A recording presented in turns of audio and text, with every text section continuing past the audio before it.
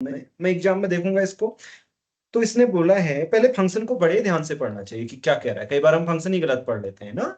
जैसे ऐसा जरूरी नहीं है कि अभी देखो हम मानते हैं कई बार हम क्या गलती करते हैं, x y equal to zero zero ना, ऐसे पर ही ये सोचते हैं कि दूसरी वैल्यू दी होगी, लेकिन ये क्या बोल रहा है, आपके वाई एक्सिस पर पूरी जीरो वैल्यू लेगा। ऐसे बोल रहा है ना, वाई एक्सिस पे पूरी जीरो वैल्यू है, यानी कि इस पर पूरी जीरो वैल्यू है और जगह वो आपको फंक्शन डिफाइन करके दिया हुआ है। ठीक है, फंक्शन ध्यान से पढ़ना चाहिए। पिछली बार ऐसा करते हुए गलती हो गई थी। पिछले बार वाला जो क्वेश्चन था वो भी कुछ ऐसा ही था, उसमें भी ऐसा ही था, बस थोड़ा ऐसे था। वाई वो मुझे एग्जैक्टली याद नहीं है, अगर आप देख लें तो। अब इतनी फोटोग्राफिक मेमोरी मेरी नहीं है। सो ऐसे क्वेश्चन था कुछ शायद ना, लास्ट वाले एग्जाम में। उसमें एक गलती हो गई थी, उसमें कुछ बच्चों ने मिस इंटरप्रिएट कर लिया, क्या मतलब फंक्शन को सही से नहीं देखा। उन्हें उन्होंने ना ये यूज कर लिया है, जीरो पर केवल जीरो वैल्यू है, एक्चुअली एक्स से जीरो पर जीरो वैल्यू थी। मतलब एक ऑप्शन में यूज कर लिया और उससे गलत हो गया उनका। ठीक है, तो इस बात का ध्यान रखो। तो फंक्शन हमने सही से पढ़ लिया। Which of the following statements are true, f is continuous at zero zero. मैं इसको देखते ही गलत कर दूंगा, आप भी करोगे या नहीं करोगे? ओ सॉरी, मैं इसको देखते ही सही कर दूंगा, आप भी करोगे? देखो क्यों, बहुत आसान है। क्योंकि ये फंक्शन है मेरे पास, सारी दुनिया जानती है ये ऐसे है। हाँ, सारी दुनिया जानती है ये ऐसे है ना, आप भी जानते हो ना।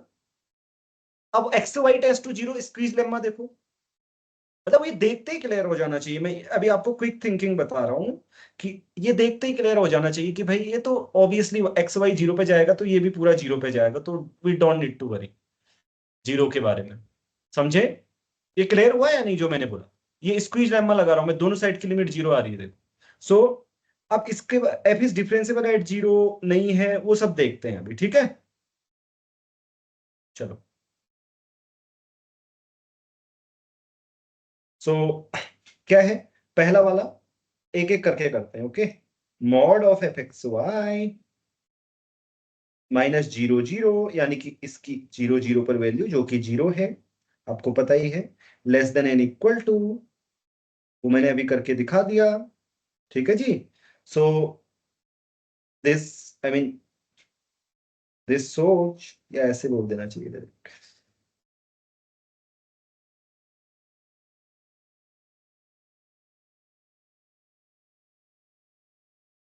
चलो ठीक है, दिस इंप्लाइज लिमिट, मैंने पिछले वाले में ही बताया था आपको, इसकी लंबा से डायरेक्ट देख लो करके। आपको कुछ r cos theta r sin theta कुछ पुट नहीं करना है। Okay, tends to zero zero, मैं टेस्ट टू जीरो लिख रहा हूँ, नीचे वही है आप लिख लेना। टेस्ट टू जीरो, तो क्या आ जाएगा, जीरो आ जाएगा। ठीक है, आसान है ना, इसमें तो कोई कठिनाई नहीं है किसी को। तो पहला वाला क्या बोलता है, देखो वही वैल्यू आ गई जो डिफाइन की गई है, तो it means it is continuous. And two partial derivatives देखते हैं। Okay, del f by del x से देखने के लिए हमें क्या करना होता है जी, बहुत आसान है, limit h tends to zero. ठीक है, एफ जी h zero minus f zero zero जो कि जीरो है ओवर एच, लेकिन एफ एच जीरो कितना है जी, ये है ये, राइट। तो ये एच स्क्वायर आया है तो ये भी मॉड एच आएगा। अच्छा मैं एक बार लिख देता हूं, ठीक है। ओके, तो ये ओवरऑल कितना आ जाएगा, limit h tends to zero ही है, हाँ लिमिट बार बार रिपीट नहीं कर रहा हूं मैं। सो एच ऊपर ले आओ एच को, मॉड एच, और ये भी मॉड एच है इधर वाला भी। समझ में आई या नहीं आई बात? पॉजिटिव स्क्वायर रूट लिखा था ना एग्जाम क्वेश्चन में ही देखो, root a denote the positive square root, so वो भी मॉड एच है। तो सारा क्या आ रहा है, वन आ रहा है। ठीक है, एच जीरो नहीं है, एच टेंस टू जीरो है, सो वी कैन कैंसिल, तो वन आ रहा है। ओके, एग्जिस्ट करता है। और del f by del y क्या आएगा, देखो, और ये क्विकली होती हैं ये चीजें, हाँ बहुत, मैं तो आपको ऐसे समझा समझा के लिख रहा हूँ, this can be done very quickly. Zero comma के माइनस जीरो, लेकिन पूरी वाई एक्सिस में आपके फंक्शन की वैल्यू क्या है, जीरो है और ये 0, तो वाई एक्सिस का ही एलिमेंट है, राइट? तो इसका मतलब जीरो, 0/k तो ओवरऑल जीरो। ठीक है, आया ना? तो अभी जो पिछली बार क्वेश्चन आया है ना, उसमें मैंने बोला ना क्या गलती कर दी बच्चों ने, यहाँ पे क्या रख दिया पता है? ऐसे कुछ, मतलब जो मैं आपको पहले ही बता चुका हूँ ऑलरेडी, उन्होंने मतलब इसको नॉन जीरो पुट कर दिया, और फिर काफी बच्चों ने, फिर गलत हो गया उनका, और क्या। तो ये एग्जिस्ट कर रहे हैं दोनों, ठीक है? ये भी डायरेक्शनल डेरिवेटिव है, okay? So F is differentiable और नॉट चेक करना है, तो क्या होमवर्क दूं या नहीं दूं? देखो मैं बता देता हूं करना क्या है।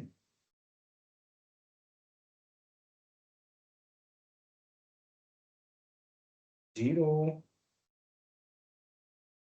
क्या आ रहा है आपका?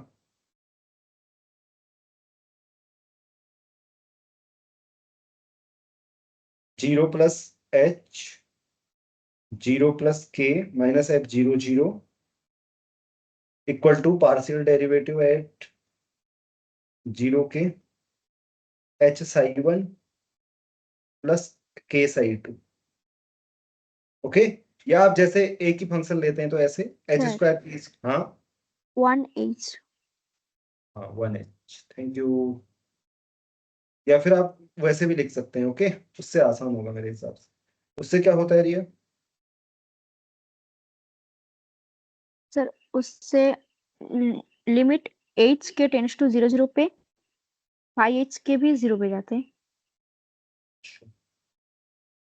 ऐसे होना चाहिए ना? ठीक लिखा है मैंने? हाँ सर। सो देखो, h² / k² आया इस तरफ का, इस तरफ का क्या आया?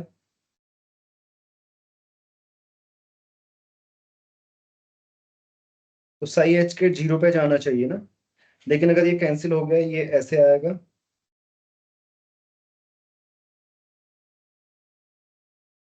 अच्छा, ये ओवरऑल क्या आएगा? ऐसे आएगा, राइट?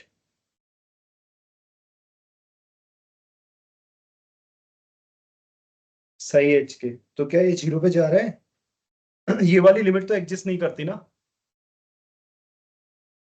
या नहीं करती सर, है? k इक्वल्स टू mh ले लेंगे। ओके, ये वाली एग्जिस्ट नहीं करती और ये वाली भी एग्जिस्ट नहीं करती एक्चुअली, ये भी +-1 आती है।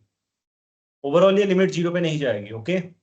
ये +-1 आएगी, और ये बहुत, ऐसा नहीं कि ये भी +-1 ओवरऑल 0 हो जाएगा, ऐसा नहीं है, बहुत सारी वैल्यू लेती है, वो आप जानते हैं already. So h, k tends to 0,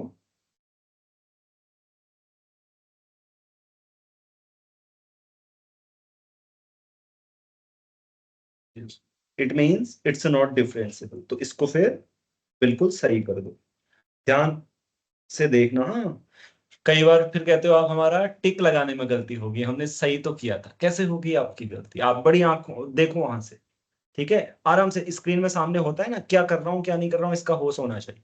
हो जाता है कई बार, तो वो नहीं होना चाहिए। जो आता है वो कभी गलत नहीं होना चाहिए, कभी नहीं। जो नहीं आता है, जिसमें थोड़ा सा डाउट था कि तुमने थोड़ा सा रिस्क लिया था, चलो इंट्यूशन लगाया था, कहीं कहीं पे ऐसे होता है ना कि यार ऐसे था या नहीं, एकदम कंफर्म नहीं हो लेकिन लग रहा है, तो फिर वहां पे तो बात ठीक है। लेकिन कई बार आता हुआ क्वेश्चन गलत, ऐसा नहीं होना चाहिए। अब आते हैं